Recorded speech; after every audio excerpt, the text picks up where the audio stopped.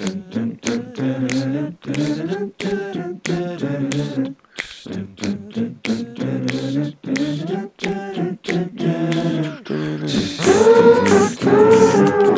everybody, my name is Ed and welcome to the 5th ever episode of the Game Hog Hogcast. 5 entire weeks have gone by. We've had Ace Trainer Liam, we've had Spammels, we've had both Luke and James play, but now we have a girl with lady parts. What? So please welcome the incredibly talented and the incredibly beautiful Isla McTear. Say hello, Isla. Oh, I feel like that is the best introduction, Ed. That is the best introduction. Hello, everybody. Hello, all the hogs and all that stuff. I'm glad that I did you justice in your intro. So, Isla, how are you today? How are you? Welcome to the Game Hog Hogcast. Thank you very much. I'm very excited to be here, and I am doing very well. Just back from work and ready and excited to do this, Ed. I'm very excited, and we get to talk. It's been so, like, I feel like whenever I get to talk to you, I always get really excited about it. So, I get to speak to Ed. I get to talk to Ed for like an extended period of time. I know, it feels like we don't get to see each other or speak very often, so it is quite nice to be able to do this, and I've got lots of things planned. Obviously, I mean, it comes as no surprise that this is going to be quite an anime-heavy episode. Who would have thought? And for those people who maybe don't know who you are, Isla, or what the work is that you do, why don't you explain why this might be quite an anime-heavy episode? So I think even like outside of like, most people kind of knew me originally from like Liam and outside of the Pokemon community, but even then, like, anime is my thing. I make anime videos on YouTube, so I do like seasonal stuff, and I do discussions on different kind of anime topics or topics in the community and in the culture, because it is the thing that I am most passionate about. If you want to have an anime recommendation or talk to anybody who knows anything about anime, that would be me. I literally know it from inside and out, from studios to who works on things to how much people are paid, and just like an insane level of knowledge that you probably shouldn't have. But, you know, I have that. Your passion for it is second to none. And actually, you are my go-to anime guru. And I feel great to have you there. I love seeing your tweets about recent anime plotlines or things you're confused by, because those are always great fun. So it's nice to see your passion come out in those videos, because it really does show, and they're great fun. So if you guys haven't checked out Isla's videos, Isla, where can they actually find them? Obviously, I'll put them in the description for people who are watching on YouTube, but where can people find you online or on the socials? Well, if you want to watch any of my YouTube videos, you can find it at youtube.com/Isla McTear. That's McTear, Isla McTear, because I'm Scottish, if you can't tell. If anyone's like wondering like where the accent is, because I get Irish a lot, it's not, I'm Scottish. So there you go. There you go. Sorted. Slammed down. Completely sorted. Everyone knows now. I'm Scottish, guys. I'm Scottish. And if you want to read some trashy anime tweets, then you can follow me on Twitter at twitter.com/Isla McTear. Excellent. So, obviously, we're going to keep in styling with how all the other Hogcasts have gone for this one. So, to get to know Isla a little bit better, we're going to run through one of the 2 questionnaires that we do on the Game Hog Hogcast. Every week, we start with the Pivot questionnaire, which comes from the Inside the Actors studio show, which is done by James Lipton over in America. It's a wonderful show. But every week, he asks this to his guests, and it's a very, very insightful questionnaire. They're just questions you don't really get very often. They're questions outside of the normal interviewer sphere of, so why do you like anime videos? And what got you into them? And we will get into that, but these are a little bit more insightful. So let's kick off with the first question, awesome. Isla, for obviously that is a great place to start. Love the first. What is your favourite word? My favourite word? Okay, I'll tell you what it is. Foibles. What? What? Foibles. Foibles? Foibles. Yeah, how great is Why? that? Foibles. Have you got a foible? A foible. Foibles. I like it. What does it mean? Okay, so a foible is like when you've got like a little quirk, a little thing about you, you know, like, oh, they're your foibles. You've got that little quirk, that little interesting thing about you as a foible. Ooh. Yeah. Oh, Isla, yeah. that's a feature that we're going to be getting into later for Am I Normal? I might have to call this foibles. In fact, I've typed that down now. Foibles. Oh my God. I love it. I like this. Yeah, that's it's a great word. Isn't it? It's a great word. Do you know how I know it as well? Because like my mum is this kind of person, right, where like you're having a conversation with her and she'll always come out with these foibles. She'll always come out with these words or these phrases or these things that she says that you've never heard before. Like she's quite I would say Mum's quite well read, but she's just able to like pick out random words and then slot them into sentences, and you're just like, Mum, where did that word even come from? And then she'll talk about, like, foibles is one of those words. Foibles is one of the things she's said to me in the past, and she says it quite a lot, and I just love it. I think it's a fantastic word. Foibles. Oh my god, the more you say it, and in your accent, the more I fall in love with it. I don't know, they don't necessarily sound as good with my accent as they would with you. I don't know, you maybe want to try some of them out. There? There's lots of things good in an Irish accent. I don't think I said that. I think I said in your accent that don't sound as good in my accent. I don't think I would have confused you for Irish, but if I did, I'm an idiot. But I don't know, could you say the word purple for me? Purple. Oh, God, it sounds so lovely. You know, I don't get to hear Scottish accents very often, so it is quite nice. And I imagine everyone listening is being lulled by your dulcet tones. Well, thank you very much. So foibles is your favourite word, then? Foibles. I love it. I think it's such a good word. I love what it means. I love that you can kind of equate it to, like, you know, you've got a little foible there, you know, a little quirk, a little thing about you, or, like, you know, just random words. So that's a foible. I just love it. I think it's a great word. I think that is great. We've had quite a few different interesting choices on here. What's been your favourite word that somebody said to you? Oh, that's a very good question. I quite liked Jim's one, which was just the word beautiful. Yeah. Because of everything it implies and everything that is symbolised by that word, and even the way it's written down and the way it sounds. And I loved that answer. I thought it was very, very nice. But also, I also liked Liam's answer of being facetious. Oh, Liam loves that word. Liam's told me about his love of facetious before. He loves kind of those big words and things like that as well. He certainly does. And actually, that comes across very much whenever we play Quiplash together. You can tell which ones our answers are because we get very wordy. I love that. So, Isla, we'll move on to the next question regarding words. What is your least favourite word? Oh, well, like, there's always like the obvious ones, because obviously I really don't like the word moist. Obviously. Nobody does. That was Luke's last week. Yeah. Nobody likes that word. Nobody likes that word at all. I think I also don't like words that kind of sound like sounds, right? So, like, see, like, words like squish, squeeze. Oh, you don't like onomatopoeia? I like some onomatopoeia. I don't like certain onomatopoeia, and one of them is like. So you don't like the word squish? Squish. Like, what will you try to do that? Squish. Ugh, it sounds exactly like what it is. Like squish. Like, it makes me think of, like, well, have you ever, like, right? So you're washing up the dishes, right? You're sitting there, you're going to wash up the dishes, and you've got no. Well, I always wash the dishes with like rubber gloves, but you've not got any rubber gloves, and so you're just looking into this kind of murky pool of, like, dishwasher water, and anything could be in there, and you reach your hand in, it's all squishy. Ugh. Oh, it's vivid. It's vivid. I'm there. I'm imagining it. I don't like it. Are you there with me? Are you there with me? Oh, God, I hate it. I hate it so much. It actually gives me the shivers. Oh, there's something really horrid about that feeling of having to reach into the plug hole and pull out that rank plug thing when you're like, I can't get all this shitty tomatoey water down unless I pull this out. Oh, God, you flashed me back to horrible days at uni. Exactly. And you don't have any rubber gloves on hands, and the whole water is like some kind of murky grey colour, and it's like, well, anything could be down there. Anything. It could all the food that I've eaten, other people's food, anything. So you put your hand in it, it's all squishy. Ugh. Squishy is actually a fairly good choice. Do you know what one of my least favourite words is? Pus. Oh, that's horrible. I just don't like the word pus. And it also sounds exactly what it is. It doesn't look right, because I think it's only got one S, if I'm right. Maybe. I don't think it's P-U-S-S. I think, which is like slightly slang for a vagina, I guess. It is. Pus only has one S, which... Yeah, so it doesn't even look right. And everything it implies, pus is rank. Pus is like one of the rankest things your body can produce. Yeah. And I just find it really gross and creepy. So I guess for me this week, pus is probably one of my least favourite words. Oh, that's awful. That's actually awful. Yeah, but that's another word that kind of sounds like what it is. Like if you say pus. Yeah, I suppose you're right. It sounds like popping a spot. Yeah. Oh my God. Pus. Oh. Pus. Oh Jesus! I've made that really visceral now. Squish and pus. Oh, that could be our little duo rap name. Yeah, it could be our duo rap team. Yo, we're Squish and Pus.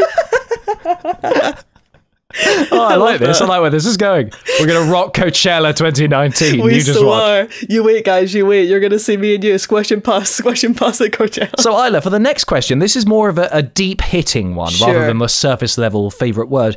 What turns you on creatively, spiritually, or emotionally? Ooh, that is a really, really interesting question. Okay, here's a common answer for this is things like passion, because people love seeing someone who's very passionate about the thing that they're into. So whether that was Spammels with his Titanic stuff, or whether that was Luke and James with their local gameplay passion and their banter, or whether that's you with your anime, passion definitely spurs people on, and seeing that in your work is great, obviously. Totally. No, I think passion is really important. Like, I love, like, in terms of like YouTube and stuff, I love watching videos where people really analyze things. Like, so in the anime community, it's really popular to really in-depth is not even a word, in-depth analyze. It's a word now. It's a word now, yeah. Really analyze shows or aspects of shows, or like directorial techniques and stuff like that. So I find that really interesting. I watched one recently on an anime that I really like called A Place Further Than the Universe. Sure. It's one of my favourite animes of last year. Totally recommend it. One of the best things I've ever seen.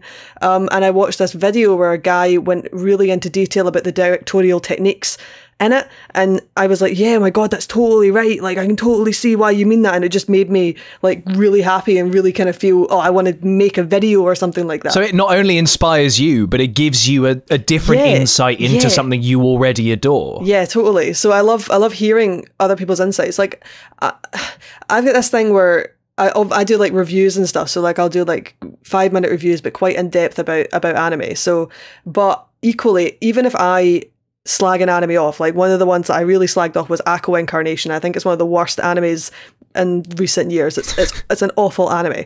However, why? Well, it's just awful, right? So the English dub is one of the worst things I've ever heard. I speak Japanese, so what really annoys me is when it's not translated correctly. So one of my favourite things about Aqua Incarnation is the main character continuously gets the other main character's name wrong. So his name is Kanzaki, right? But in Japanese, you always put a suffix at the end of someone's name. Not always, but like you tend to put a suffix at the end of the name. So in the Japanese dub, the suffix for Kanzaki is kun. So, but the English voice actress keeps getting it wrong and calls him Kanzakai throughout the whole show. The whole thing, she keeps calling him Kanzakai, and then switches to Kanzaki, and continually throughout the whole thing. It's really unbelievably irritating.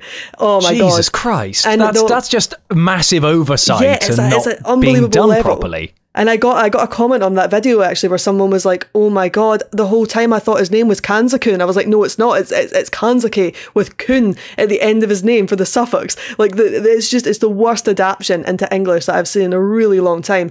And also the story's incredibly lax. It's just, it doesn't even make any sense. You don't really care about any of the characters. You don't care about the main characters. You kind of want her to die, and then she doesn't die, and you wonder why she's not dead, because she should have died. There was no point in her surviving to the end of the show. Like, legitimately, there was no need for her to live. So why is she still alive? And where is this going? And why do I care? And what's worse is it was made by Bones Studio, who made My Hero Academia.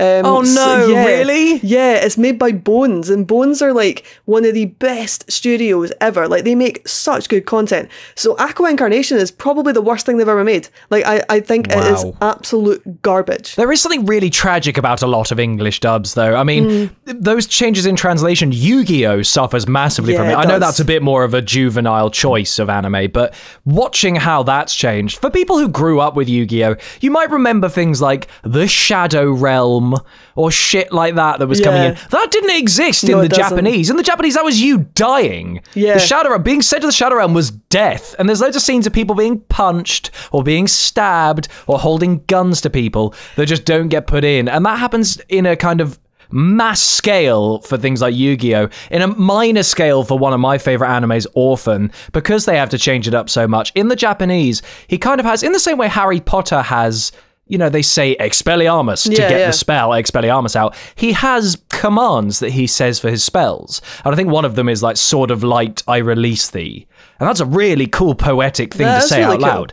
But they don't do that in the dub. What they do is they change it to something like, why don't you try this on for size? Or, you know, really annoying, eye-rolling, cliche dialogue like that, where it's so unnecessary and totally ruins it. So it's a shame that you've been properly spurned by the English dub of that show. The weird thing is that English dub isn't always bad. Like, I'll argue that there's really good good English dub adaptations. In fact, sometimes better than the original. The original Cowboy Bebop adaptation into English is arguably better than the Japanese. Like, I've never seen Cowboy Bebop, but it's a cult hit, isn't it? Yeah, it's a total cult hit. You should totally watch it. And arguably, the dub is better because there's just things that they can do in the Cowboy Bebop dub that they couldn't do in the Japanese. And there's other, like, kind of more classic shows like Steins Gate, which has got a new anime this season, Steins Gate Zero. But Steins Gate, the dub cast, I get told you need to watch it in the dub. You need to watch it in the dub. The dub is really good. The dub is really good. So I did, and I was like, wow, the dub is really good. The cast is brilliant in this. And The Beginning has got a really great dub cast. There's a lot where dub does it right, and there's a lot where dub does it wrong. It really depends. This is again talking like kind of in detail about anime and how it's created, but it depends on who the ADR director is and who the ADR writer is. So basically, who adapts it into from Japanese into English, and whether they're good or not. So yeah, I've got a real gripe about English adaptations when they include the suffix in an English adaptation. So like they'll say Mr. Hogg, right? Because in Japanese it's Hogg-san. Sure. And we don't use suffix, and we would never say Mr. Hogg in certain phrases or certain sentences. No, so I don't but really agree with you get suffixes. used to that in anime English dubs because you just it's part of the willing suspension of disbelief, I suppose. Exactly, but I don't really believe that you should adapt it that way unless it's organically correct. But yeah, that's a real gripe I've got about English dubs. But that's just me. That's just me. So what would you say turns you on creatively, spiritually, and emotionally? Then would it just be people who get in depth about things that you like? So it would be people getting passionate, I guess, about what they love, and also randomly. This is like a really random one, but I really really love looking at complex editing timelines. Oh my god, like that does things for me. Like, see a really complex looking edit timeline, like how you constructed that together. I am in love with you and everything that you have done here and all of these layers. Oh man. Now, do you like it if it's a bit messy, but what they've produced is great, or do you prefer it when it's beautifully arranged on a timeline? Beautifully arranged and it's color coordinated. You can tell that they like it's got all these like insane layers, right? So you see it mostly on like Avid timelines, sometimes on Premiere timelines and things like that, but it's mostly Avid, where like you've got this huge timeline and it's just about, I don't know, you've got 80, not 80, that's too many, like 20 tracks, and on those tracks you've got all of these different kind of layers going up and down and up and down, and it just looks complex, and I love that kind of complexness of it, because it makes me think you've put loads of effort into that and loads of work into that, and look at what it's created. So you like superficial complexity in a way? Yeah. That's really cool. No, I like that as an answer. I think that's really great, because I guess I'm also interested. I think most people have an inherent interest in stuff that looks complicated, that they can understand. I think maybe that's why you like Japanese. Yeah. Or maybe that's why those two go hand in hand, because it's something quite complex that you can now grasp. Yeah. And seeing that complex timeline to a nobody who doesn't understand video editing, they wouldn't know what that is. But you can go, oh God, I can see what they're doing here. Or you can read a Japanese sentence and go, oh, I see what they've said here. It's interesting how those two kind of go hand in hand. Yeah, it's funny. It's funny because Japanese is difficult. Like there's no denying it's a difficult language, but when you can like read a sentence or read a book or read a manga and look at it and go, I know what they're saying and I can adapt that and I can understand that, that's really satisfying as well. And it's the same with an edit timeline where you're looking at that going, I know exactly how you've constructed that and I can see exactly what you've tried to do here and it looks amazing. I'm sure the show is good too, but I just want to look at your timeline. That's what I want to look at. This is where all the work is done. And in a show, like you can direct it and you can write it and you can go out there and shoot it and you can do all that, but at the end of the day, it all comes down to the edit, which is why I love editing. Everything comes down. You make or break a film, make or break a TV show, make or break an anime by editing. So it's the biggest thing. What I've always liked about editing is the way, you know, when those adverts on TV where somebody wipes a dirty surface with a cleaning product and there's that really neat streak. That's the kind of equivalent of what editing does to me. When you hand me an hour and a half of shitty footage that you can't do anything with, and I turn it into 10 minutes of something that's really watchable and fun, I adore that process and that end result. I like being able to condense something down. Yeah, exactly. It's almost like having, it's kind of what my friend Freddie does with cooking. He can go to a cupboard and go, right, what am I working with here? And just make something epic in the same way that you could do that with like 2 hours of shit footage. You could turn that into something cool. And I've always admired that in people. I like seeing people who can do that in various ways. I feel like the cooking one's a little bit more of a better life skill. Like I feel like, you know, if the apocalypse came or like something bad was going to happen. Which one are you going to prefer? Someone who can edit a video together? Freddie is going to be better off than me. Well, I'm sitting in my like bunker with all my Avid suite. Like, anybody want a TV show edited? Anybody? Nobody? Okay, well, I'm just going to die here. Freddie's going to survive. I'm enjoying our conversation so much that I keep forgetting we're halfway through a questionnaire. I'm sorry. I love talking to you about everything that you enjoy because you're so passionate about it. I just have a constant smile on my face. I know I've got so much passion, which is quite it's not an odd thing, but I do feel that I'm quite passionate about stuff. So especially when it comes to like anime and editing, because it's my job. But you know, both of those things kind of go hand in hand. Well, then let's try taking things to a little bit more of a negative. Okay. What turns you off creatively, spiritually, or emotionally, or generally in life? Because we know that passion and things excite you. Things like laziness have turned quite a few other people off. They don't really like that. They don't get enthused by that, or negativity. Any of that for you? I find lack of passion very unattractive. So I find like if you're not passionate for anything, or you don't have any joy in your life, like, you know, you don't. That's incredibly soulless existence. Yeah, incredibly soulless existence. Like if you can't get excited about something or like happy about something, then that's really sad. It makes me really sad that you don't have that kind of passion for anything in your life, and that equally equates to the rest of your life. So I'm really attracted, I guess, to drive as well. So if you don't have any drive, you've got no ambition, no will to kind of go forward, then I find that quite unattractive. Where I'm like, oh, okay, well, I'm just going to stay here and talk for 10 hours about Be the Beginning. But okay, you just have no passion in your life. That's fine. There is something almost unsexy about not having drive, and then on the other flip side of that, something very sexy and empowering about somebody who knows what they want and is working really hard to get that. And I agree with you wholeheartedly there. And it doesn't matter what it is either. Like if you're passionate about, I don't know, sports, right? I don't like sports. Well, I don't like sports. I like sports anime. Come on, that's the only reason I know about any sports is because I've watched an anime of it. But Prince of Tennis, etc. Actually, not even a lie. Prince of Tennis, and HAIKU and Tsubasa, Captain Tsubasa this season, like tons of stuff like that. That's the only reason I know about stuff. But if you're really into, I don't know, let's take basketball for example. You're really into basketball, and you can tell me all about all these basketball players and basketball teams and whatever. I'll be really into that because you're showing your passion. You're showing you've got something like something that you really love. Whereas if you're like, I kind of like basketball, but take it or leave it, and I'll kind of like baseball. That's not interesting. I said this about Spammels because like Spammels, a lot of the subject matter that he covers, if it's Titanic based, it's stuff that, you know, I'm not inherently interested in something like that, but because of Spammel's knowledge and his enthusiasm and his passion and excitement, you learn and you enjoy it and you watch it and you're happy to watch it. So I see what you mean there entirely. Yeah, it's such a passion is such an attractive thing, and like if you've not found your passion yet, that's not a bad thing either. Like I'm sure you'll find it. You just kind of have to go out there and doesn't try matter and how find menial it is, and either. It doesn't matter either. Small. It can be anything. It can be cooking, it can be anime, it can be sports, it can be whatever. It can be the tiniest little thing, but if you feel passion for it, then that's really cool. Like that's really cool. Don't let anyone else tell you that it's not a legitimate passion or let them put you down for it, because it doesn't matter. Like for instance, I just got back into Yu-Gi-Oh! All my friends who aren't part of internet, you know, circles, they're very much condescending to me about that. Like, are you serious? What are you, 8 years of age? And it's like, no, I'm 9. I find that really annoying. That's also incredibly unattractive. People who put people down for what they like as well. Like, no, I know. What's the need in that? You loving Yu-Gi-Oh! Isn't like affecting my life. It's not affecting anybody else's life. Like, it's something that you are enjoying and you're passionate about right now, and that's an awesome thing. So so back off a bit. Yeah, no, back exactly. I know what you mean. So speaking of back off, do you have a favourite curse word, Isla McTear?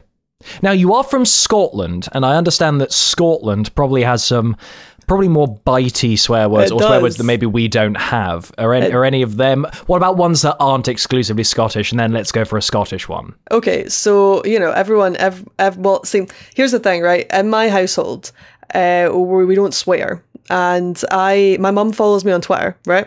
So I've swore a couple of times on Twitter, and every time she's always like, Isla, I have something to talk to you about. And I'm like, yes, mum, is it about the fact I swore on Twitter? And she's like, yes, do not swear on Twitter. I'm like, okay, mum, that's twice I swore on Twitter, and twice she's found out. But sometimes you get that kind of passion in the moment, and you just want to say fuck or something, but you know.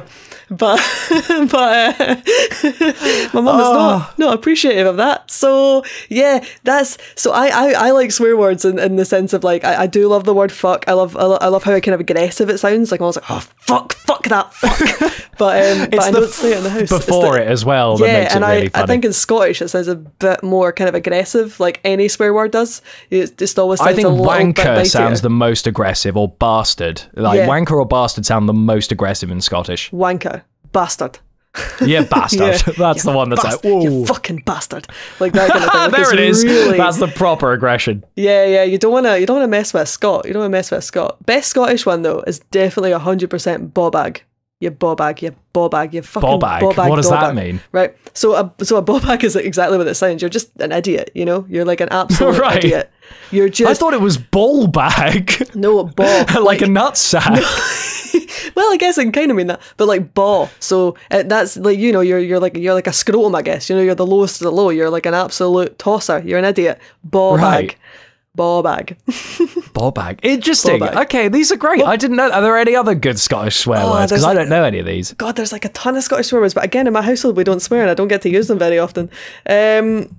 Yeah, like I always like the kind of word like tosser as well, which is not really a massive kind of swear. No, but it sounds lovely in your accent. Tosser. And there's also there's like bampot, which is a really kind of like old school Scottish swear word. Say it again. Bampot. Bampot? You bampot. Yeah, you bampot. Yeah. Which is again, what's that mean? It just means you're an idiot.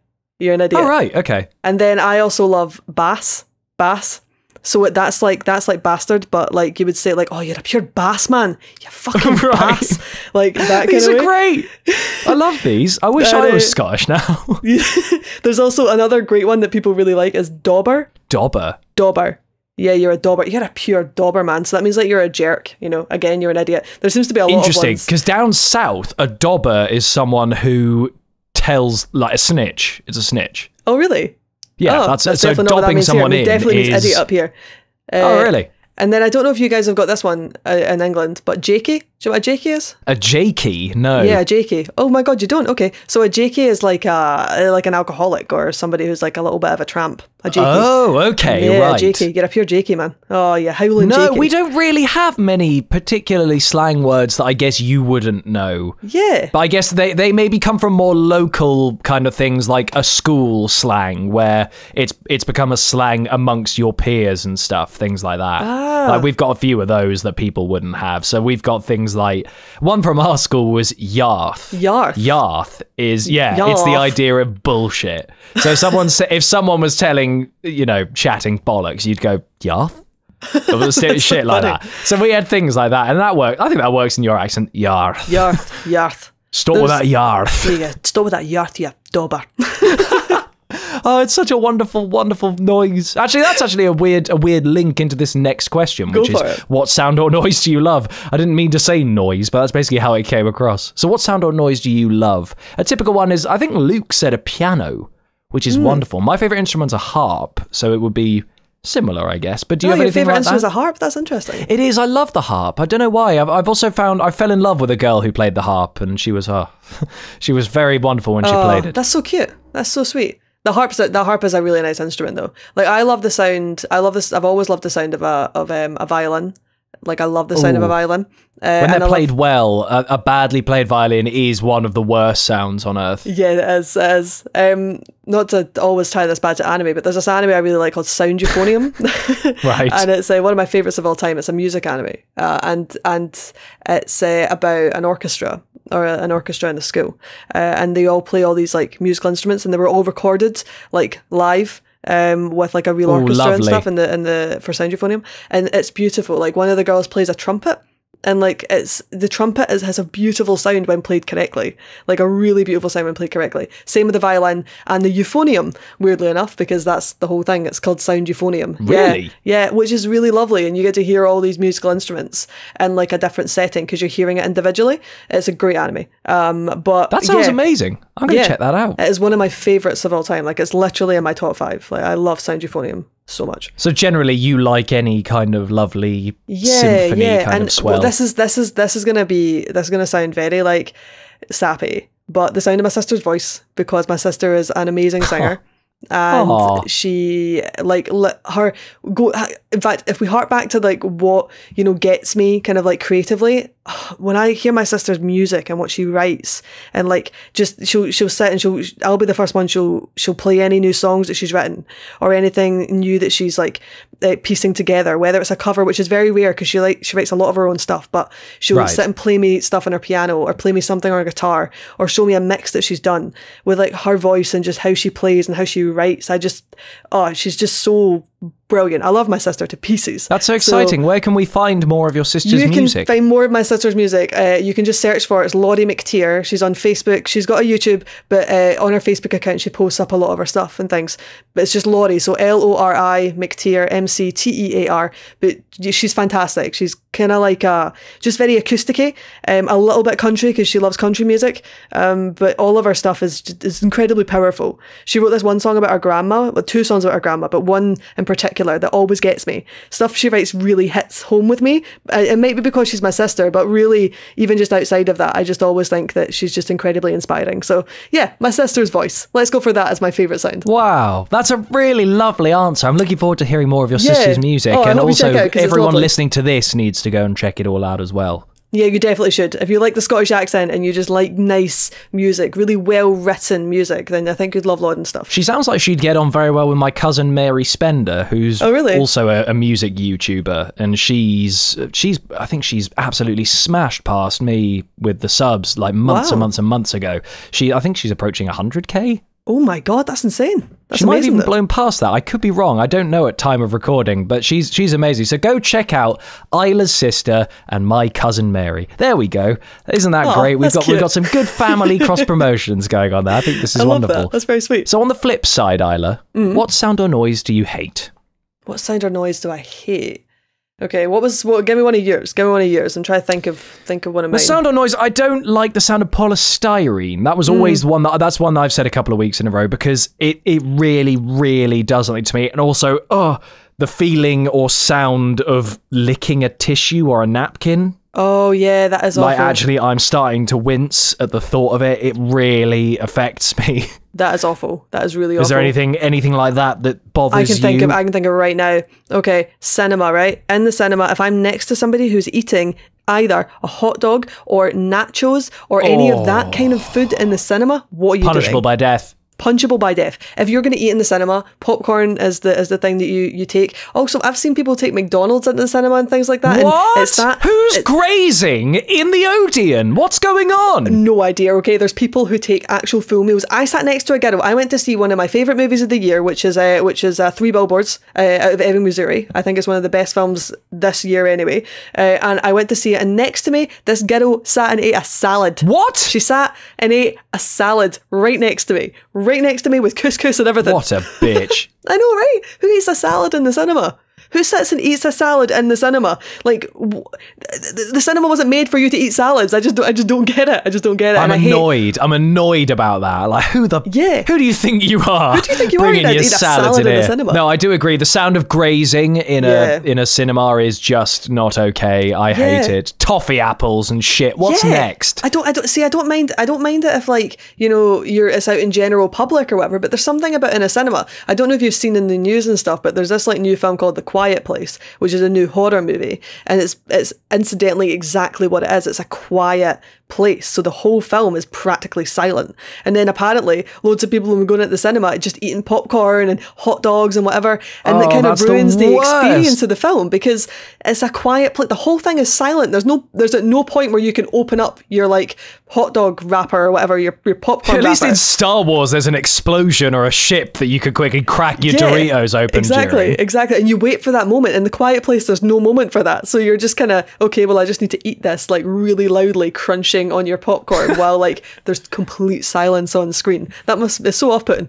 Jesus. Well, fair enough. I agree with you wholeheartedly on there. And guys, if any of you are listening to either the audio version of this or the YouTube version of this, be sure to leave us a comment down below if you are on the YouTube version and let us know what are some of your least favourite sounds or words or what turns you on creatively, spiritually or emotionally, things like that. Any of the questions that you want to answer, let us know in the comment section below because I will go through and read some of them out at points where we can feature your guys' opinions on various parts of this. So we'll move on to our next question, Isla, which is, what profession other than your own would you like to attempt? Now, what is it that you actually do for a full-time job, Isla? So I'm an offline editor, and an offline editor is someone who picture edits. So I take footage. I work in telly, and I take. I won't say telly show I'm working on because I don't think I'm supposed to. But yeah. So I work in telly. I take offline footage and I piece it together. And then online is when you would do things like color grade it or add special effects and things.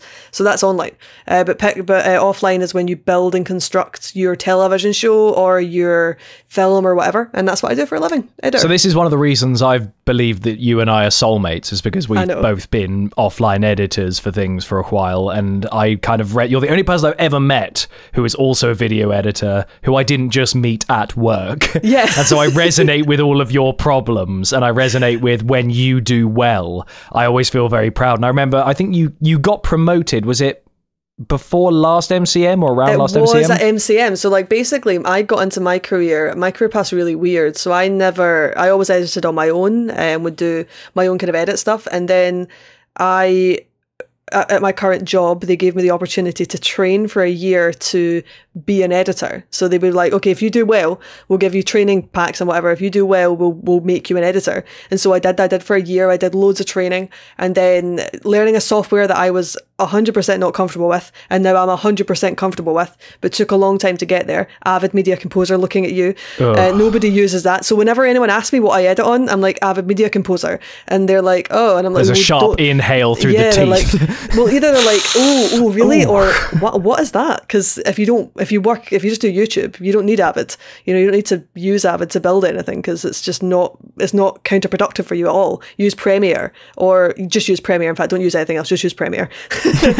Now, as a Premiere user, I'd agree with that. And having to use Avid at uni, I know the pain of how terrible it is. Yeah, it's incredibly unintuitive piece of software. However, now I love it, and now I couldn't use anything else to picture edit on. So you kind of swings and roundabouts with it, really. So I did my training, then I became editor, and that's what I've been doing for the last, it's officially my proper job title for the last 6 months, I think, 7 months. That's so exciting, Isla. I'm so happy for you with that. That's so awesome. Thank you. So Thank you. What profession other than this would you like to attempt? So does it need to be something that I could do, or could it be something that I actually it doesn't necessarily have to be something that's within your skill set. So let's imagine that your current skill set is kind of immaterial, and it's just if you could go, right, we're going to put a chip in your head and it makes you this job, what job would you like to do? Well, there's two of them. They're two very different things from each other. One is one is an animator, because I just people who can draw, man. See people who can draw. It's so awesome. It's so attractive, isn't it? I wish I could do what they do. Go from brain to paper. I can't though. What's in my head I can translate into an edit, but if you want me to draw you something, I just can't do it. It just kind of doesn't correlate well with me. So being an animator, a good animator, would be amazing.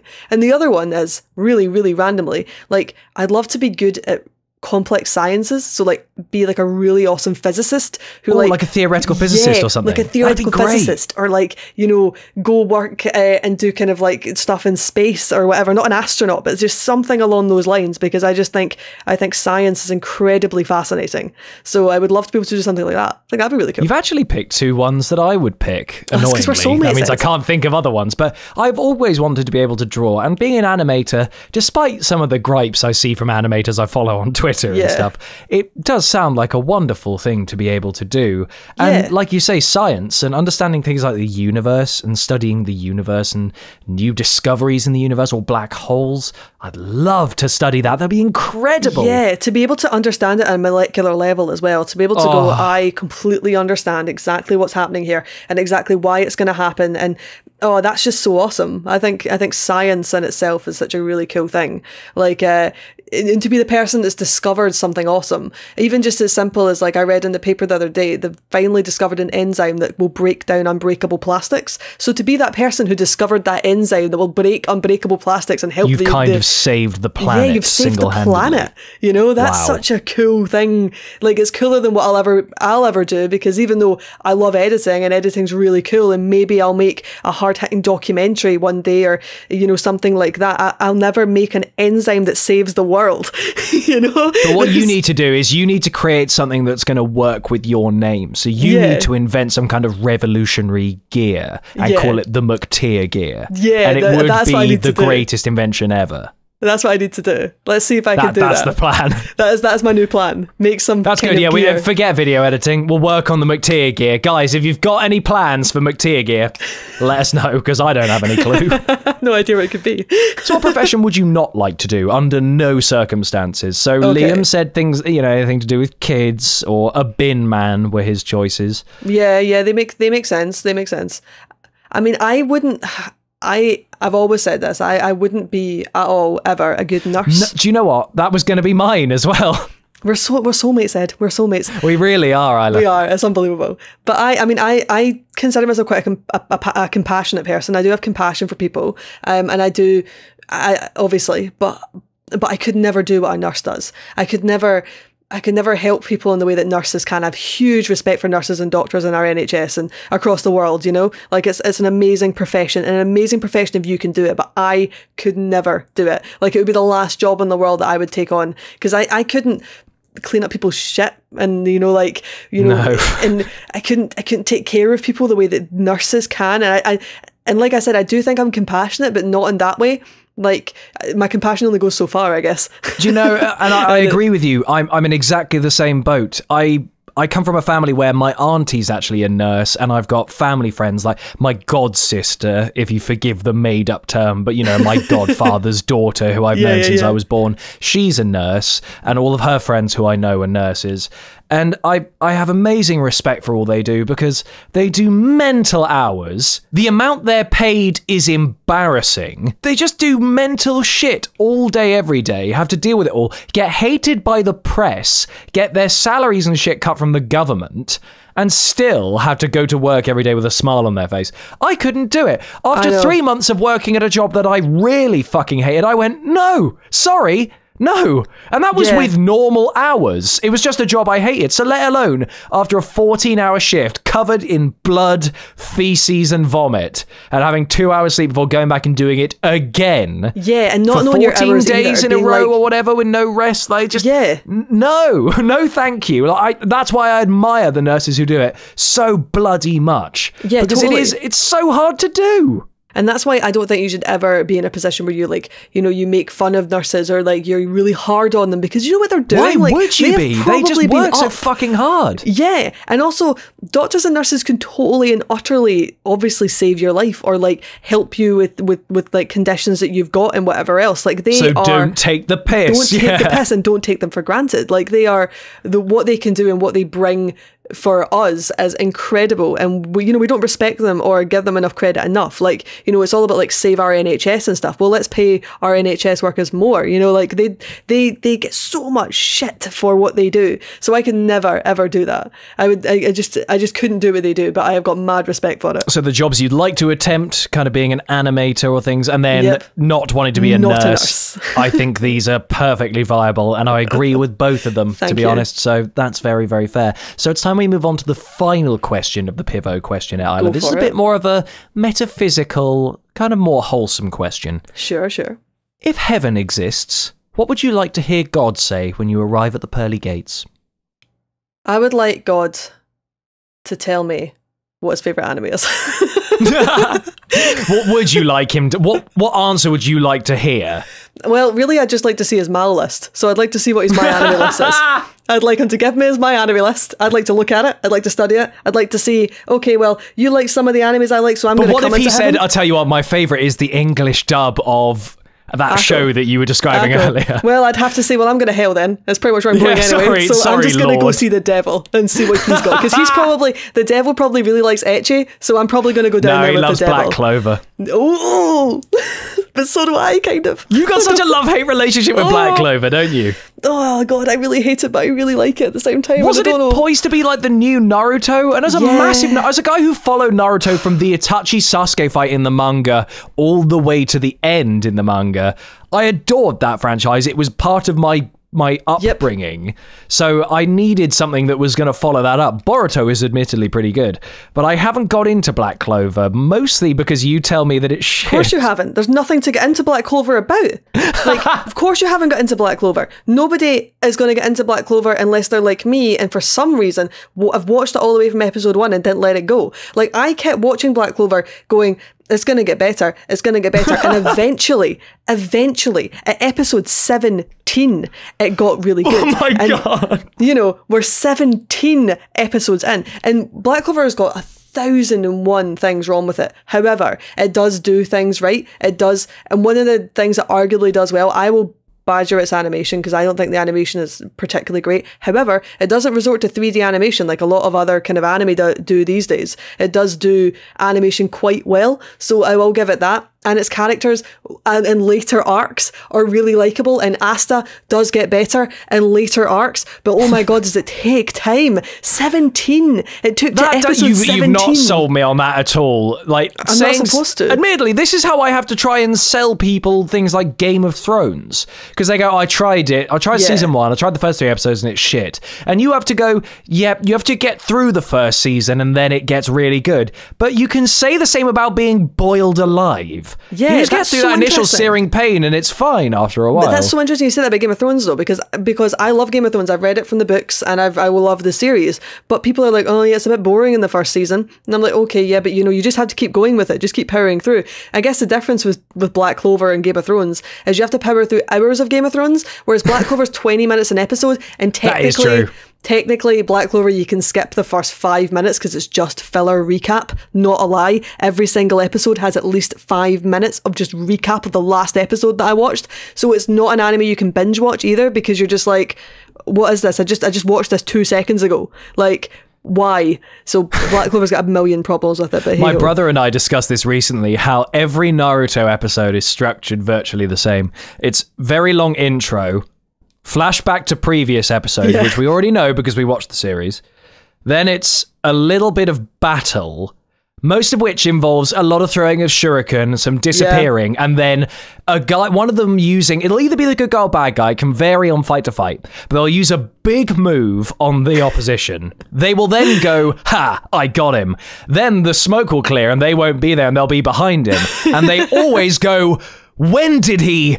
It must have been then. And then they have a flashback to the moment the blast hit from a different angle, showing how he got out of it. And then they cut back to it. They do that in every fight scene in every Naruto fight ever. Look at it. Honestly, watch every episode and it does it. My brother completely nailed it, that every episode is structured virtually the same. And it is frustrating. I've realized now we may be actually alienating people who aren't anime fans. And so to bridge the gap between people who maybe aren't anime fans and anime fans who love anime, obviously, where would you suggest people who have no interest in anime, but they have friends who watch it, and maybe they want to try one that's not Yu-Gi-Oh! Or Pokemon or things like that.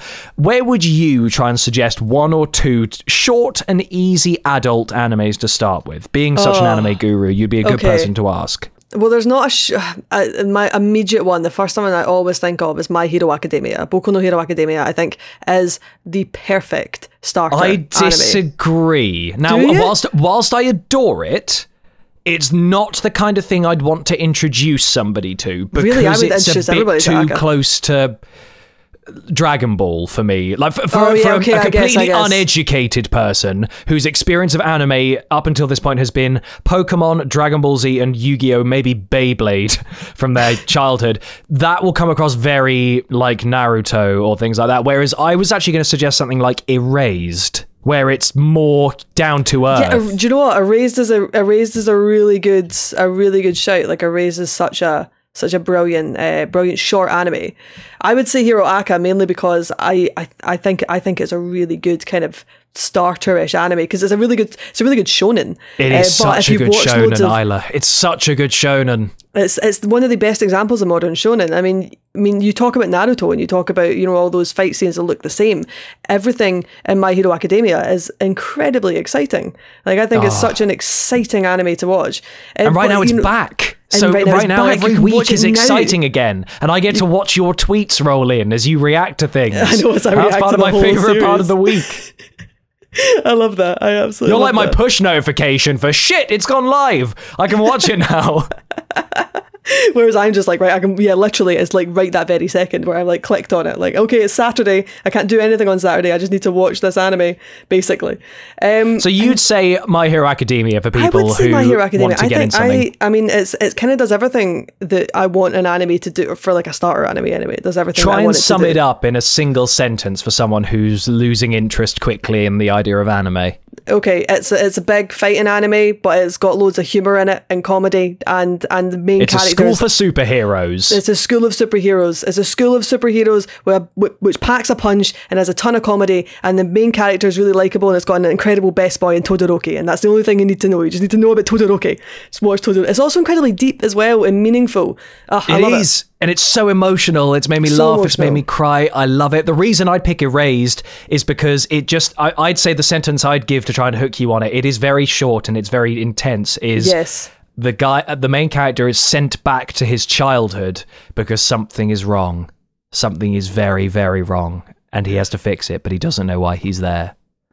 It's beautiful. Ooh, it's such a good series, Erased, and it's so short and bite-sized. Like something like Attack on Titan as well, or Death Note. Very easy to absorb concepts, very easy to watch, a bit more adult-centric rather than shonen, I guess, but they kind of fall in the same category, I guess. I'd consider them 100%. All kind of more shonen, yeah. Well, yeah, mine's more shonen, but on like a really quick, like super adult, like if you want to watch something that's really great, like a 10 out of 10 anime, Made in Abyss. Yeah. It's the best. It's one of the best animes of the last recent years. It's about a girl who you're in a fantasy land, and this girl dives into the abyss, which is this huge like crater in the middle of her village, to find her mother. And it seems it's got this incredibly simple premise, but oh my god, it gets dark, it gets deep, it gets violent, it gets it just makes you shiver and hits at so many points. The writing is amazing. It's incredibly short. It's 12 episodes, and it is a must watch for anybody who wants to watch something that's full of action and full of like drama, but with a really simple premise. I would 100% recommend And I am now going to watch that because of that incredible pitch. Isla pitching anime. Literally, what's new? So, Isla, it is time for us to move on to arguably my favourite feature of the Game Hogcast, which we like to call HAIKU Do You Think You Are? Who would have guessed? So, for those of you who don't know what HAIKU Do You Think You Are is, basically, I ask you guys, the audience, the Hogs, to give me and my guest a little bit of a suggestion as to what we can maybe make some haikus about. For those of you who don't know what a haiku is, it's a Japanese poem that has syllables arranging of 5, 7, and 5. So 3 lines of 5 syllables, 7 syllables, and 5 syllables. Now, last week, I think it's a bit of a tie, actually, between Luke and I for the idea of shower thoughts, which was recommended to us by Yana. And that was really fun doing that one, because shower thoughts are always very broad, and I blew people's minds with my quad bike one, which I was very happy with. So thank you everyone who enjoyed that. But this week, we've been recommended anime. Who knew? By Who would have thought? Everyone. Literally. Normally I read out 1 or 2 people who recommended it, but this was literally recommended by virtually everyone who responded, because they were all like, funny. guys, it's Isla, duh, do some anime. So Isla, have you prepared us some haikus? Yes, I've got many. I prepared like 8 or something. Like I was like well prepared for the haikus for the anime. Wow. Okay, so tell you what, we'll go for your 3 best, and then we'll maybe rattle through a couple of your other ones. So Isla, why don't you take us through your first haiku Do You Think You Are? So this is my favorite one. Learning Japanese through anime is quite wrong. Baka desu yo. Wow. So wow, a haiku that features Japanese. That is pretty apt. I'd say that has to win the entire round, to be honest. Thank you. Now translate that final sentence for those people who maybe aren't weebs. Baka desu yo means you idiot. So you're an idiot. So basically the whole sentence is learning Japanese through anime is quite wrong. You're an idiot. You're an idiot if you do that. That's absolutely wonderful. Okay, so now it's time for my first haiku Do You Think You Are, to do with anime, because it's Isla McTear's week. If I had powers like Goku from Dragon Ball, I'd get so much puss. I have been dreaming of that since I was 5 years old. It's so of not true, getting though. puss. I mean of having Dragon Ball powers, just because it would be epic. We have got to talk about we got to talk about that for a hot minute, right? When I was a kid, I loved Dragon Ball Z. It's one of my favourite like shonen animes ever. And when I was younger, I used to believe during the Saiyaman arc of Dragon Ball. Oh, right. During the Saiyaman arc, right? So this is how far back we're going. I used to go up into my bedroom, sit on my bed, and try and meditate so that I could do what Gohan was trying to like teach. he tries to teach Videl. Like he tries to teach Everyone Videl. who watched that tried that, I guarantee. Yes. I still try it now if I'm drunk enough. Not that I drink anymore, but when I was last drunk, I tried it again, being like, maybe now I'm one with myself. Maybe still now I will be able Still to do what Gohan has taught Videl, because Videl's just a normal human, right? Exactly. So I'm like, yeah, man, if I just meditate like this, I'm going to be able to do the special things that Videl can do and that Gohan can do. Oh, honestly, that was me. That was like maybe my life. Maybe one day, Isla, we'll figure it out. Maybe one day. But Isla, what is your second haiku do you think you are? Take it away. Senpai noticed me. Wait, why won't he notice me? Forgot he's 2D.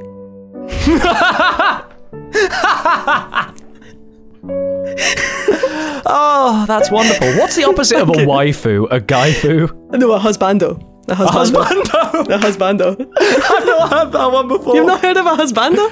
No. Husbando, yeah. So like, you know, you've got your waifus and you've got your husbandos. Oh my god, that's epic. I love it. Thank you very much. So my second one isn't necessarily funny, but it's something that I wanted to raise this point and thought I'd put it in haiku form. Go for it. I never quite got why characters fall over when they're annoyed. Do you know what? It's a fucking... Japanese people don't do that, so why do anime characters do it when they're exasperated? Because it's cute moe. It's moe, man. It's moe. So like... I mean, yeah, do you know, that is one of those questions that we've got to, you know, ask God when we get to heaven. That is true. Can you explain this to us, please, God? Please explain, God, why anime characters fall over.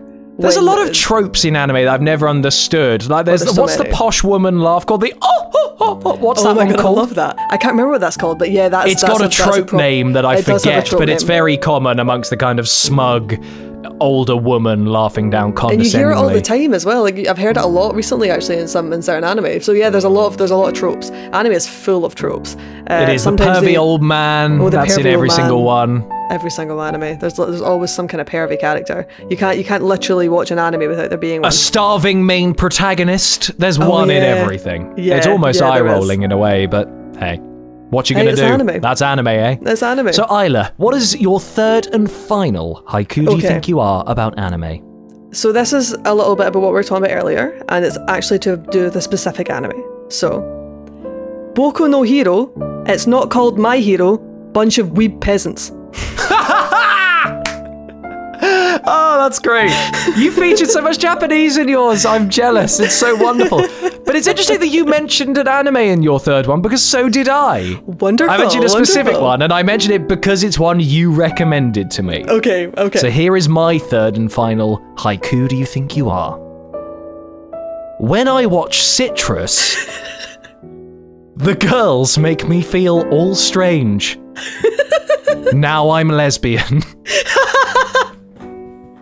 I love that. It's a great anime, but I felt like a bit of a pervert watching it, if I'm honest, because it is a bit softcore, ecchi, lesbian porn in a way. It's a complete ecchi anime. I mean, I have a love-hate relationship with Citrus as well, because it's like such a it's a yuri, which we don't get a lot of.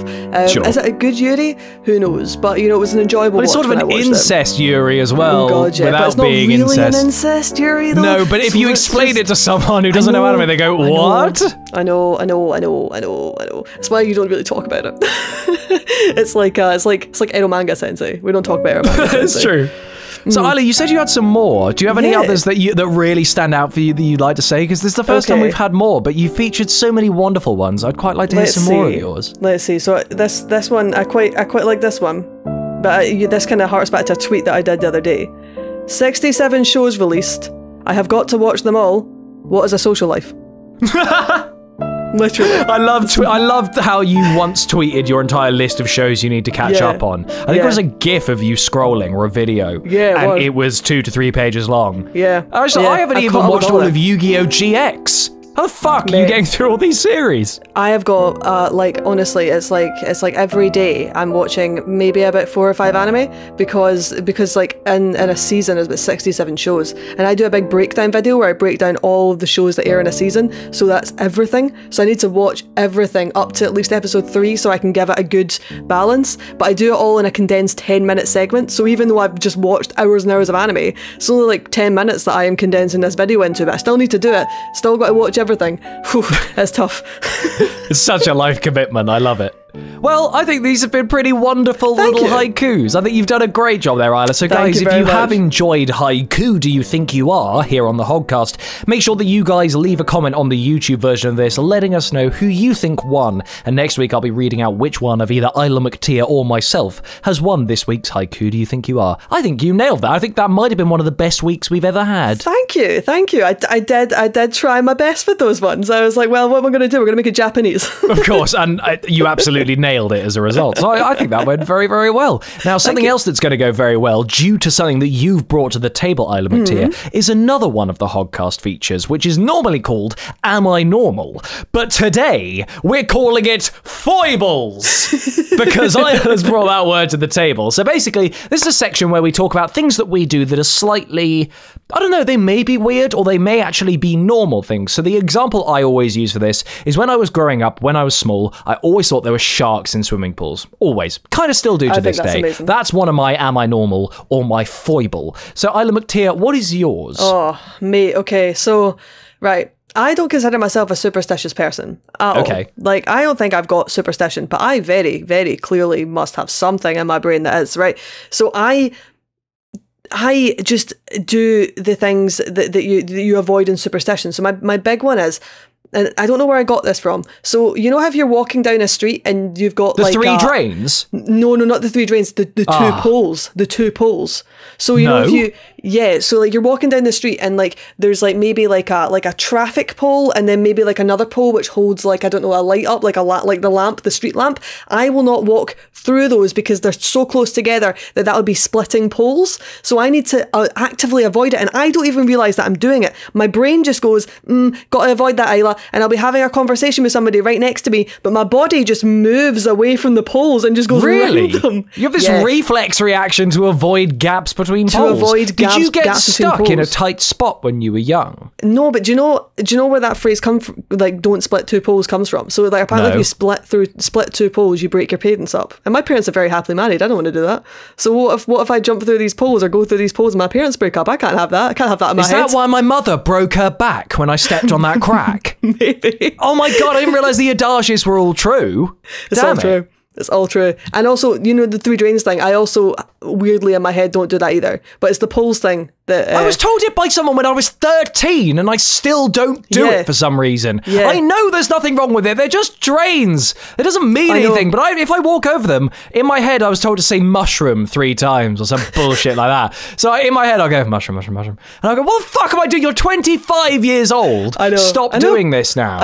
I know, it's so ridiculous, and it's all superstition. Like I don't do the snack thing, I don't do the pole thing, and then also again I can't walk under a ladder. That feels weird. Can't do that. But why would you? That's just common sense, Isla. Yeah, I know, but like, you know, it's a superstition apparently. Can't walk under a ladder. But all those little things, I don't think that's normal, especially my poles thing, because I will actively walk onto a road. I imagine quite a few people listening will agree with you and probably do the same things, like not stepping on a crack. If I can avoid stepping on cracks in a pavement, subconsciously I do it, just because I don't want to have uneven feet, I suppose. I want to be level as I walk, and so subconsciously I kind of spread my steps, as it were, to fit inside them. I'm actually gesturing steps with my hands for some reason right now. That was really weird. But I don't know, I'm a bit weirder because I'm going this week for I'm uber sensitive to sound to the point where it can actually ruin my day. Really? What do you mean? So I actually think of a very specific example of this every time I do. I was once working for a radio station, and whilst I was walking to work, it was the morning, and I'm a bad morning person in the way that my body can't deal with them. My body doesn't wake up properly. And so if it's pre 10 a.m. and I'm awake, my body isn't 100% awake yet. And if something loud happens, whether that's someone beeping their horn, or in this case, some building twat throwing a scaffolding pole from the top of a building down onto a truck full of other scaffolding poles that just went clang, clang, clang, you know, whatever this was, 8:50 in the morning when I wasn't expecting it, I was in a foul mood for the rest of the day purely because of that. And if anything makes me jump, if things make me jump, my day's ruined. I'm in a foul mood as a result, and I can't turn it off.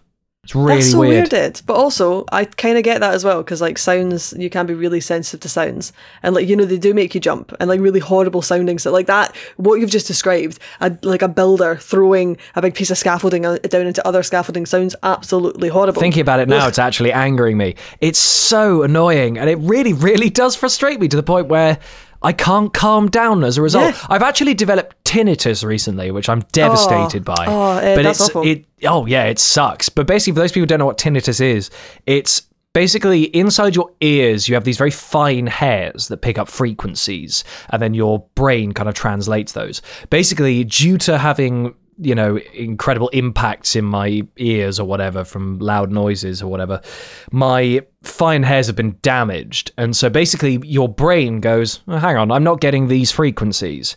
I'll push more of them out because I'm obviously not getting them.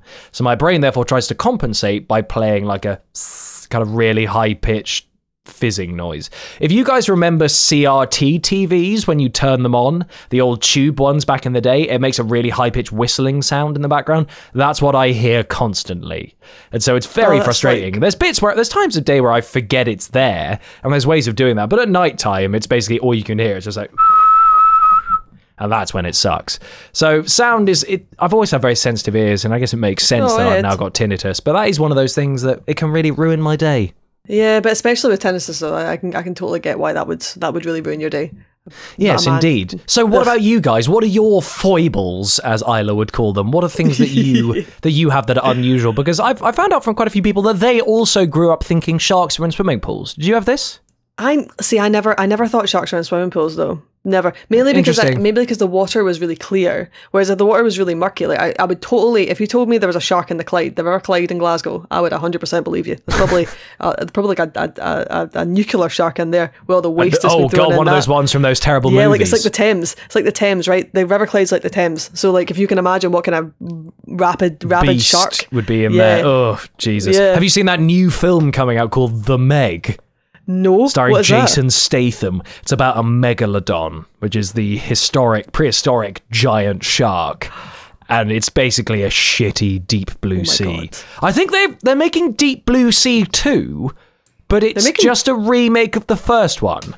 Which, correct me if I'm wrong, isn't 2. That's remaking 1. And that can't be 2. Call it Deep Blue Sea again. They were so appalled by Big Blue Sea 1? Is that why? Well, Deep Blue Sea 1 wasn't a bad film, but it wasn't a good film.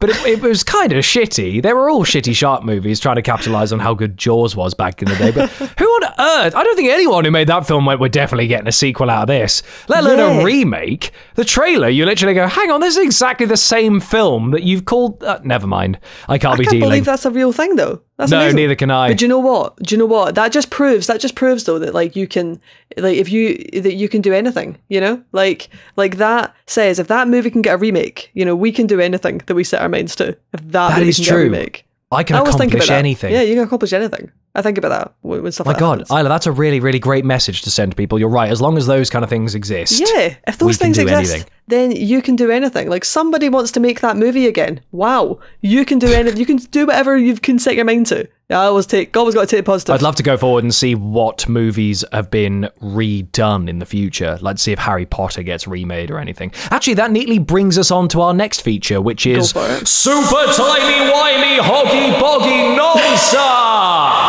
This is my favourite feature. And what this is, Isla already knows. But for those of you who maybe don't, this is a little time travel feature. Isla and I will discuss somewhere that we want to go in the past or the future, maybe even just the other day. And we want to go back and revisit it and why. So Isla, what is your super timey-wimey hoggy boggy nonsense? Okay, mine's going to be really lame, right? But I can do this for a couple of things. I want to go back in time to when I first bought Persona 5 and I want to play it again for the first time. I want to do the same thing with The Witcher 3 as well. I want to go back in time, buy it, like with no idea of like what that thing is about, like what Persona 5 is about, what The Witcher's about, and play it again for the first time because of the feelings that game gave me. I want to do that.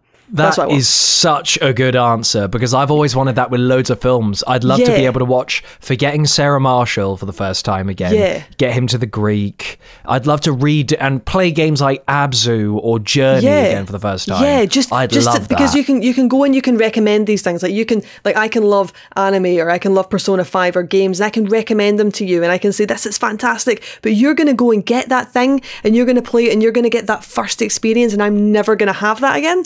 Like the first time playing or watching that thing that I adore, I want that feeling again. Like that's when I would go back, especially for like stuff like Persona 5 and The Witcher 3. Like if I could just go back to that time. Oh, that'd be great. Isla, I've got to say, your answers in this Hogcast have been divine. I've loved having you as a guest. They've all been very, very heartwarming answers that make me go, life's all right when Isla's about.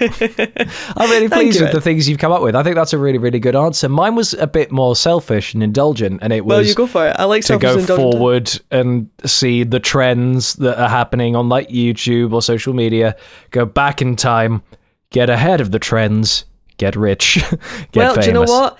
That is also really good. That would be really cool. It's an apt use of time travel. Yeah. And I maybe can hark back to like what Liam said a couple of weeks ago in like the first podcast, where he was like, I would love to go back to tell my past self to get into YouTube earlier, you know, that kind of thing. Absolutely. Like, or like, you know, like I would love to go back to my past self and be like, you know, you should just talk about anime, and you can do it, and you can do it now, you can do whatever.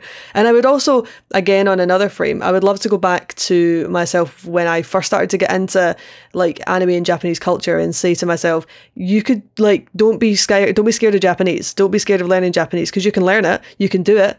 But if I had learnt it from an earlier age, like I would be much further on in my studies than I am. Like I think I'm quite far on, but not as far on as like I maybe should be. Like I would maybe know more kanji, or I'd maybe be able to make sentences quicker or whatever. So I'd love to be able to do that as well. Like be able to say, Isla, don't be scared of doing the thing that you want to do. Just go do it. I think those are very, very good answers. And obviously you bring up the fact that you speak Japanese a lot, which is obviously quite a core part of your life. Are there any Japanese phrases or sentences that you really adore saying, or that just you find yourself repeating every day? Oh God, I always use really colloquial Japanese and a lot of my kind of my like everyday life. So like I always find myself mumbling under my breath in Japanese. So I'll say things like so desu ne, which is a very generic, bland phrase for like, oh, that's right, or oh, okay, or all right, like that kind of like noise that you make in just in general English. Like I find myself saying that a lot. I like the phrase sona, which means like, oh my God, what the hell is that? What is that? What? Sona. Like I love that. I love that word. What does tameda mean? Oh my God, that's like totally flown out of my mind. I have absolutely no idea. Why is that? Because I hear that in Japanese a lot. Like I've been watching a lot of very cool moments of things like Dragon Ball Super. Dragon Ball, for instance, in every episode features the phrase "owarida," which I think is just it's over. Yeah, that is exactly what it means. But there's one that Beerus says, which I learnt just because I loved it so much. I don't know how it necessarily translates, but it's "zuni no run janaizo," which I think is just like, don't get cocky, don't get carried away. And he says it just before he destroys Zamasu, and it's such a cool moment from Beerus, and so I had to look it up and learn it, and I just think it's so awesome. Your pronunciation that was pretty good as well. Was it? Oh, yeah, I've been praised by the Japanese dream. No, that was good. That was good pronunciation. I always feel like with my Japanese, because I've got like such a strong Scottish accent, because like whenever I'm speaking in Japanese, Baka desu. Yeah, well that's Liam, because when we speak to each other, it's like, oh, kawaii desu. Kawaii desu. Kawaii desu. That's like, great. You don't pronounce the su, man. You don't pronounce the su in proper Japanese. But okay, I will forgive you for that. I'll forgive you for that.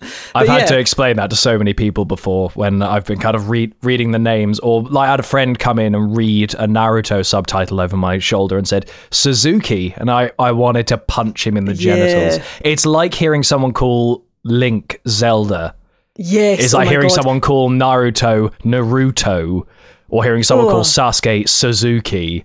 It makes me it drives me to kill and kill again. It's funny because, like, you know, with Japanese names and things like that, you can just read them off the bat and like maybe say something like what was it, Naruto or not Naruto or whatever the wrong way is to say it.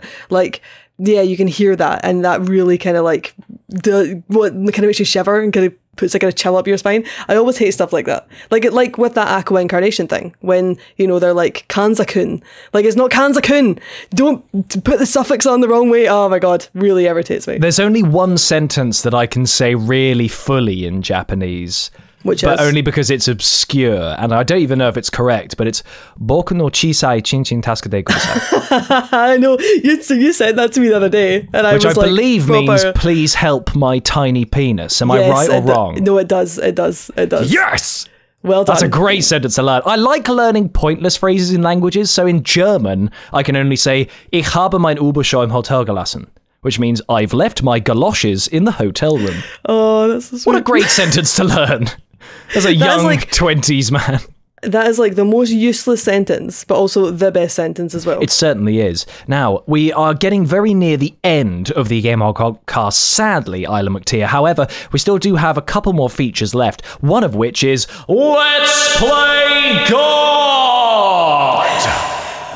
A lot of these you have to be pronounced with the voice and the reverb, and it's just, you know, it's by the by. But basically, this is something that Isla can also shout. So, Isla, you try it. Okay. Let's play God! It's so epic, I love it. It's so epic. Basically, this is a feature where Isla or I are pretending to be a deity, and we're trying to change something about humans or society or maybe the planet Earth, and we're discussing how that would change people and how that would affect our lives and things. So, Isla, what is your Let's Play God? So, like, I'm trying to, like... It's something you would change about people or something. So, for instance, mine this week is everybody gets one wish in their life, but it's not allowed to harm people. So you can't say, oh, get rid of X, Y, or Z. But everyone is born with the capacity for one wish in their life. And I'd be interested to see what people did with that. I don't know what I would wish for, probably immortality. That's really cool. So as a deity, I can change anything about society or anything about Luke last week removed labels. He took the idea of removing labels. So why does it, apart from things like biology, why does there have to be a straight man and also a woman? Why can't it just be two humans, or why can't it be, basically. Like it was a wonderful idea, and it became this wonderful utopian idea. So do you have anything that you would do for Let's Play God? Yeah, I do. So I, as playing God, would love to introduce in life for every single person in working society a much better work-life balance. I would like it to be illegal for us to have to work as much as we do and not have the balance in our life of like being able to do the things that we love versus having to go to work. So, you know, like maybe your working life will be maybe 4 days a week and you get like a 3-day weekend, or like maybe and your working time is optimal between like 9 and 4 p.m. and that like is illegal to do anything else. And as a deity, I want people to have a better life balance for their work, because there's just none of that, really. We just work ourselves to death. If you're listening at home, please join me in applauding Isla McTear for a wonderful God answer. I would have Isla McTear as my patron saint or patron deity. That was a wonderful answer. I would love that to be a thing where we only have a few days a week where you have to work, or you can have a better life balance, or where it's less compulsory. It's less of a grind. It's more of just everyone. We're all in this together. Let's make it a bit less shit, so then we can all go and enjoy our lives in the meantime. I think that's wonderful. Yeah, because we'd just be able to do things better and have a better life that way. Like, people would be better at their work if they could have a better balance in their life outside of work. You know, people could find their passions better. If you're the kind of person who doesn't have passion, like what we were speaking about before, you could go find that because you have more time to find it because you're not just stuck in work all the time. That is true. So yeah, better work-life balance, everybody. That's what we need. That's what God Deity Isla would say. Goodness me, Deity Isla is wonderful. Although basically you've been considered a god throughout this entire thing because all your answers have been wonderful. So thank you. This has been one heck of a Hogcast. We have got to know Isla McTear pretty well, wouldn't you say? Thank you. I think you have. I think you really have. They're the kind of questions that we really don't ask in other places, but we aren't at the end of our questioning Isla McTear, for there is one more feature on the Game Hog Hogcast. I am ready. This is the Game Hog Quickfire Questionnaire. Every week, I top and tail every podcast with the Pivot Questionnaire and the Game Hog Quickfire Questionnaire. The Pivot Questionnaire is always the same. The Game Hog Quickfire Questionnaire is always different. This week, it is catered just to Isla McTear. These are questions just for her, just so that she can answer them, testing her how she thinks on her feet with random, surreal questions. So, Isla McTear, are you ready to start the Game Hog Quickfire Questionnaire? I am 100% there. Let's do this. Your time begins now. Sakura or Hinata?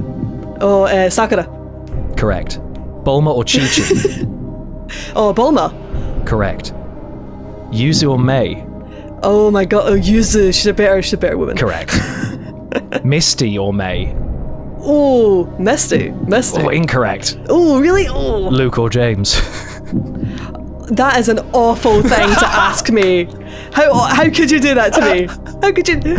Sorry. Incorrect. Come up with a cliche anime move name on the spot. Whoa, Hakatobu! I was trying to go for some kind of like Hanzo from Overwatch. Okay, yeah, that's a correct. I'm going for that. That's correct. Okay. What is 54 times 3? I don't do math. What's math? Okay, that's incorrect. Do I have a it was calculator? 162. What are the worst kind of nipples? The inverted ones. Correct. During one of the infamous Ace Trainer Liam podcasts, Liam has once again got his penis out. Much to the dismay of the Twitch moderation team. Due to the commotion caused by swinging genitals, do you A, clip it and report it and save it forever in the event that his channel may get banned? B, report him for gross negligence and gross genitals? C, spam various emojis and join in the furore that the chat has descended into? Or D, join in? Well, I don't want to get myself demonetized, so I would join the emoji thing. And if is a silent answer of just like, oh, Liam, oh. I'm going to give you a Liam. correct there. Like, I feel like that's like something that I would do. Name one series, whether anime or live action, that you would like to live the rest of your life in. The Dragon Dentist. What? What? What was that the first thing that came in my head? Is that a thing? It's like the weird... Yes, that's a thing. It's about magical people who live on a dragon and clean his teeth. Oh my god! It's not even like a lie, it's a real thing. Why was that the first thing that came in my head? Why was the Dragon Dentist the first thing that came in my head? I'm just going to say incorrect.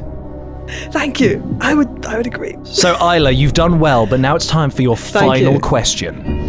Okay, go for it.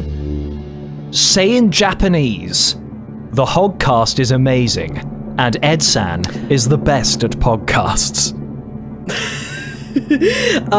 Hogcast wo daisuki desu. Subarashi. Ed-san subarashi desu. Yeah, that would be it.